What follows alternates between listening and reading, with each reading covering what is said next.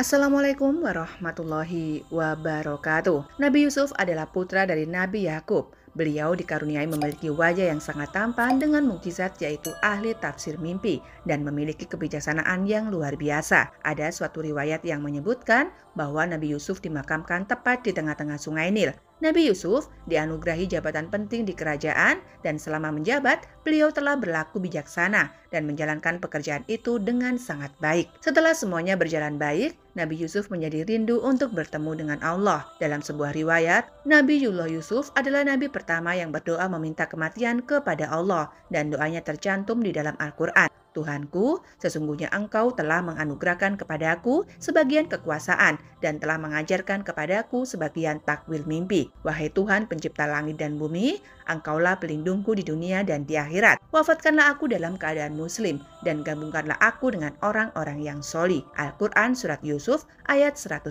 Saat ajalnya dirasa sudah dekat, beliau memanggil beberapa kaumnya untuk diberi wasiat. Isi wasiat itu adalah supaya kaum Bani Israel selalu membawa jasad Nabi Yusuf apabila kaum Bani Israel keluar dari Mesir. Nabi Yusuf lahir di Palestina. Karena dengki, saudaranya menjebak Nabi Yusuf masuk ke sebuah sumur. 3 hari setelahnya, Nabi Yusuf ditemukan oleh rombongan musafir. Mereka membawa Nabi Yusuf ke Mesir, kemudian dijual kepada budak dan dibeli oleh seorang pejabat kerajaan bernama Fatihar. Kemudian, datanglah kelompok orang-orang musafir. Lalu mereka menyuruh seseorang mengambil air, maka dia menurunkan timbanya. Dia berkata, "Oh, kabar gembira, ini seorang anak muda." Kemudian mereka menyembunyikannya dia sebagai barang dagangan. Dan Allah Maha mengetahui apa yang mereka kerjakan. Al-Quran Surat Yusuf ayat 19.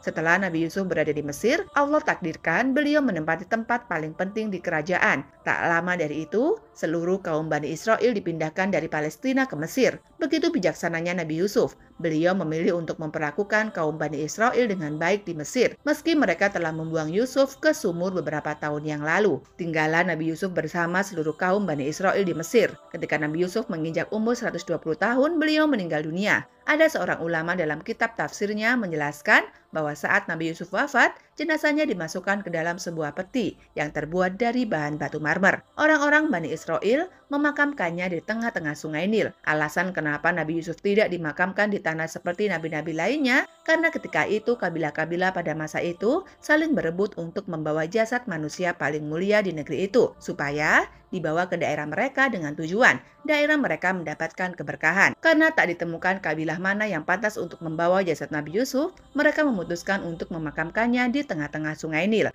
Karena aliran dari Sungai Nil tersebut melintasi berbagai tempat di wilayah kabilah itu, dan mereka anggap berkahnya akan dirasakan secara merata. Dahulu, Raja Mesir atau Fir'aun di zaman Nabi Yusuf tidaklah zolim. Raja Mesir yang menjabat saat itu diketahui beriman kepada Allah. Sementara ketika zaman Nabi Musa, Raja Mesir yang menjabat saat itu bersikap zolim. Bahkan dia mengaku Tuhan yang wajib disembah oleh rakyatnya. Menurut pendapat para sejarawan, nama Fir'aun yang hidup sezaman dengan Nabi Musa adalah Al-Walid bin Mus'ab bin Ar-Royan yang berasal dari Bani Amalek. Dia disebut sebagai Ramses II.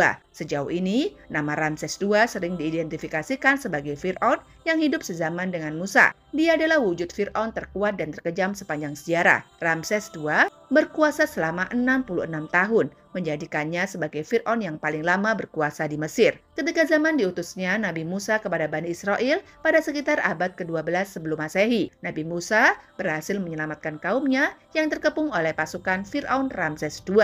Ketika itu Nabi Musa membawa kaumnya untuk hijrah keluar dari Mesir ke Palestina. Tatkala ketika rombongan Nabi Musa bersama Bani Israel berjalan menuju Baitul Maqdis Palestina, rombongan itu selalu tersesat dan tak sampai ke negeri yang mereka tuju. Bahkan, rombongan ini tidak bisa menemukan jalan untuk sampai ke sana. Akhirnya ada seorang dari rombongan ini memberitahukan Nabi Musa tentang wasiat Nabi Yusuf, bahwasanya sebelum Nabi Yusuf wafat, beliau meminta kepada orang-orang Bani Israel berjanji untuk membawa jasad beliau kemanapun kaum Bani Israel ini pergi. Ketika itu, memang terjadi perpindahan seluruh kaum Bani Israel untuk pindah ke Baitul Maqdis meninggalkan Mesir. Nabi Musa pun tersadar bahwasanya penyebab dari mereka selalu tersesat adalah karena mereka tidak membawa jasad Nabi Yusuf bersama mereka. Nabi Musa mulai bertanya kepada Bani Israel tentang di manakah makam Nabi Musa. Namun karena Nabi Yusuf telah meninggal ratusan tahun yang lalu dan generasi dari Bani Israel telah berganti dari zaman ke zaman, akhirnya saat itu tidak ada satupun orang yang tahu di mana letak persis makam Nabi Yusuf. Setelah mereka mengalami kebingungan, ada seorang kaum Bani Israel yang mengatakan,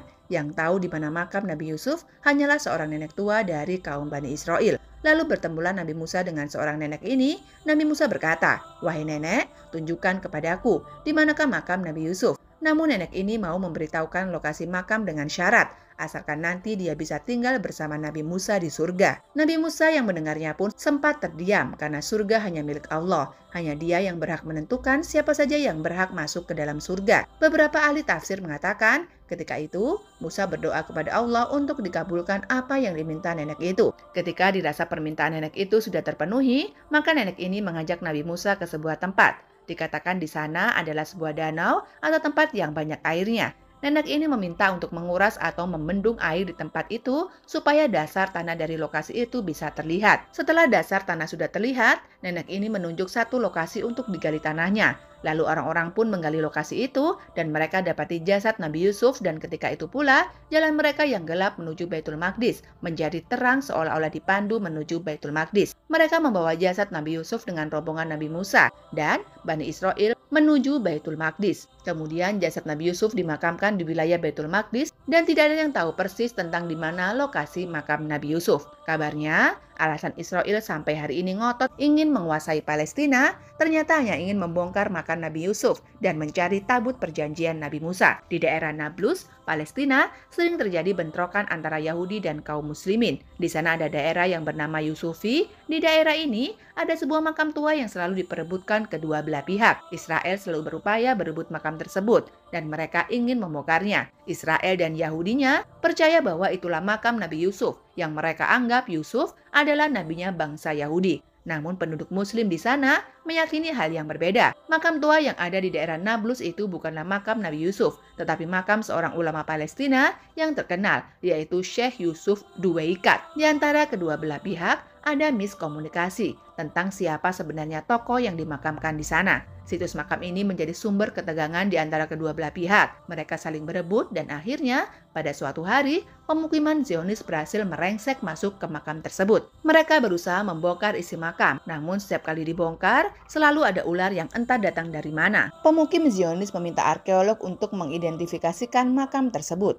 Hasil dari penelitian mereka itu bukanlah makam kuno yang berusia ribuan tahun, tapi hanya makam tua yang usianya baru ratusan tahun saja. Dari sini dapat diambil kesimpulan bahwa makam tersebut bukanlah makam Nabi Yusuf, melainkan makam Yusuf yang lain. Menurut beberapa sumber, saat ini Israel sedang mencari dua benda kuno, yaitu jasad Nabi Yusuf bin Yakub dan tabut perjanjian Nabi Musa. Keduanya mereka percayai akan membawa keberkahan dan keberuntungan. Atas alasan berkah itulah yang pada akhirnya bangsa Israel bisa menguasai dunia. Dengan tujuan akhir yaitu setelah mereka berhasil menguasai dunia, mereka bisa membangun kuil suci ketiga. Konon, kuil yang mereka bangun adalah kuil yang nantinya digunakan untuk menyambut juru selamat mereka, yang kaum muslimin menyebutnya dengan Dajjal. Wallahu a'lam bishawab. Semoga kisah ini bermanfaat. Lebih dan kurangnya mohon dimaafkan. Sampai ketemu di kisah-kisah seru yang penuh makna selanjutnya. Saya akhiri. Wassalamualaikum warahmatullahi wabarakatuh.